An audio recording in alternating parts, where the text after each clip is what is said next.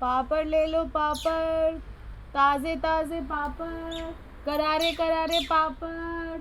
पापड़ ले लो पापड़, पापड़ ले लो पापड़। हर सुबह सड़क के किनारे पापड़ की टोकरी लेकर यूं ही मधु लोगों को पुकारा करती थी। 10 रुपए पैकेट बेचने वाली मधु को देखकर लगता था कि आखिर इतने कम में वो गुजारा कैसे करती होगी। मधु दिखने में बहुत दुबली पतली थी। शरीर से वो बिल्कुल सुस्त और कमज़ोर नजर आती। गरीबी ने उसे उम्र से पहले ही बूढ़ा कर दिया था।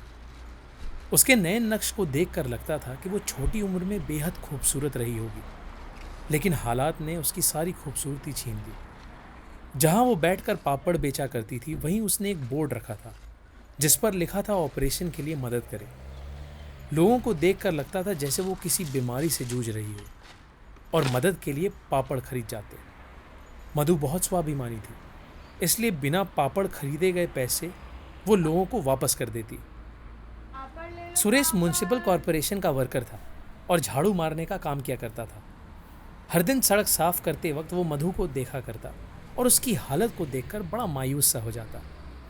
सुरेश ने अपनी पत्नी को बीमारी की वजह से मरते देखा था, इसलिए मधु की हालत उसे अंदर ही अंदर बहुत कचोटती थी। मधु को लोगों की हमदर्दी से बहुत चिढ़ था। जो कोई इसे अकेला समझता या उससे ओछी हरकत करता, वो उसे गाली देकर भगा देती। सुरेश ने यह मधु का रूप कई दफ़े देखा था, इसलिए वो उससे बात करने से घबराता था। लेकिन मधु के चेहरे को देखकर उसे हमेशा लगता जैसे वो तकलीफ में है और किसी भी तरीके से वो उसकी मदद करना चाहता था। ताज़े एक ताज़े दिन पापड़ खरीदने पापड़। के बहाने सुरेश पापड़ ने ले लो मधु के पास पापड़। जाकर उससे कहा, अच्छा एक पापड़ देना। कितने हुए? 10 रुपए।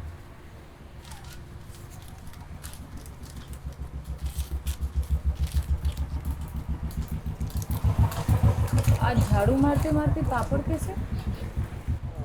सोचे रात में खा लेंगे खाना के साथ, इसलिए।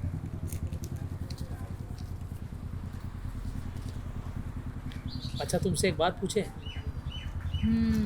यही पूछेगा ना, कैसा बीमारी, कौन सा ऑपरेशन, मैं पापड़ काय को बेचती है, मर्द है घर में अकेली रहती है, चल मेरे साथ में तेरी मदद करेगा, यही पूछेगा ना। साला, सबके सब मर्द एक जैसे, अकेली औरत देखी नहीं कि मुंह मारना चालू।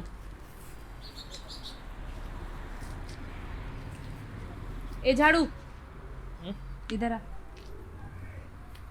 अरे इधर आ ना, इधर बैठ।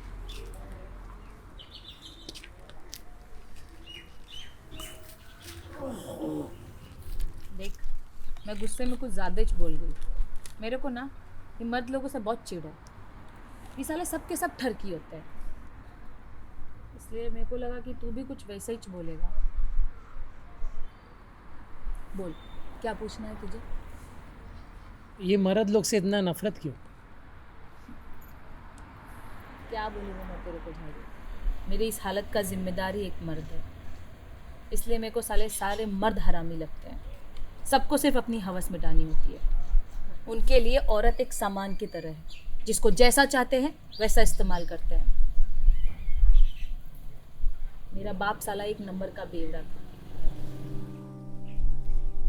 माँ को तो मैंने कभी देखा ही नहीं। मेरे बाप से पाला नहीं गया तो कचड़े में छोड़ गया। मेरा दूसरा बाप ड्राइवर था, सरकारी बस चलाता था। वही मेरे को उस कचड़े से उठा के घर लेके गया। मेरे को शुरू से बहुत मारता पीटता था, और जब मैं बड़ी हुई तो मुझ पे गंदी नजरें डालने लगा। एक दो बार उसने कोशिश भी की, लेकिन मैंने उसकी एक ना चलने दी और फिर वहां से भाग गई और इधर बम्बई आ गई। इधर मैं घर घर जाके काम मांगने लगी। जिसके पास भी जाओ सब हालत देख के भगा देते थे। सबको लगता था कि मैं चोर है। साला इधर काम वाले भी स्टैंडर्ड है। और फिर एक दिन मेरे को एक आदमी मिला जो तेरे जैसा ही काम करता था, एक आश्रम में। वो मेरे को आश्रम लेके गया। उधर मेरे को रहने को मिला, अच्छा अच्छा खाने को मिला। उधर से ही मैं ये पापड़ बनाना सीखी। वो आदमी बहुत अच्छा था। मैं धीरे धीरे उस पर भरोसा करने लगी। फिर एक दिन उसने मुझसे शादी के लिए पूछा। पसंद तो था ही मुझे भी, तो हाँ तो बोलना ही था। लगा अब सब कुछ ठीक हो जाएगा, लेकिन साला शादी के बाद तो जिंदगी और नरक बन गई। वो साला हर रोज अलग अलग औरतों के पास जाता, और जब मैं कुछ बोलती तो मेरे को मारता था, पीटता था, मेरे को गाली देता था, मेरे को घर में बंद करके रखता था, मेरे को हफ्ते हफ्ते पर खाना खाने को नहीं देता था। मैं बहुत कमजोर हो गई थी रे,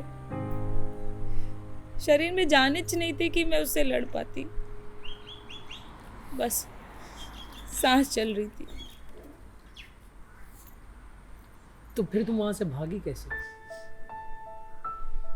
वो हरामी हर रोज भगवान के सामने दिए जलाता था, और मैं घर में बैठ के हर रोज उस दिए को देखती। दिया हर बार बुझने से पहले फड़फड़ाता था, और उसको देख के मेरे को ना बहुत हिम्मत मिलती। मरना तो था ही एक दिन, इसलिए मैंने सोचा कि क्यों ना मरने से पहले फड़फड़ा लूं। उस दिन जब वो मेरे को मारने लगा ना, मैंने उसके सर पे जोर से एक डंडा दे मारा और भाग गई वहां से। अब वो मरा या जिंदा है मेरे को नहीं मालूम, लेकिन मैं उधर से भाग गई, और तब से ये पापड़ बेचने लगी। तो फिर ये ऑपरेशन कैसा?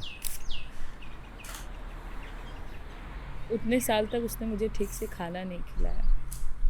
मेरे को सिर्फ हफ्ते में बस 1 या 2 बार देता था खाना। मेरे शरीर का पूरा खून सूख गया था।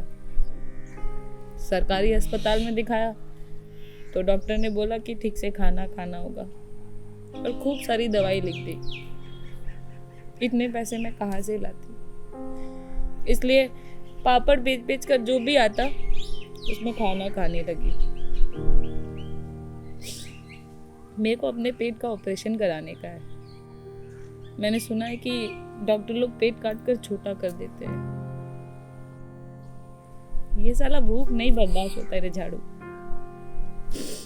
और मैं अब भारी काम करने के लायक भी नहीं हूँ। मरने का जब भी ख्याल आता तो मेरे को उस दिए का लो याद आता, इसलिए मैं हर रोज फड़फड़ाने का कोशिश करती है।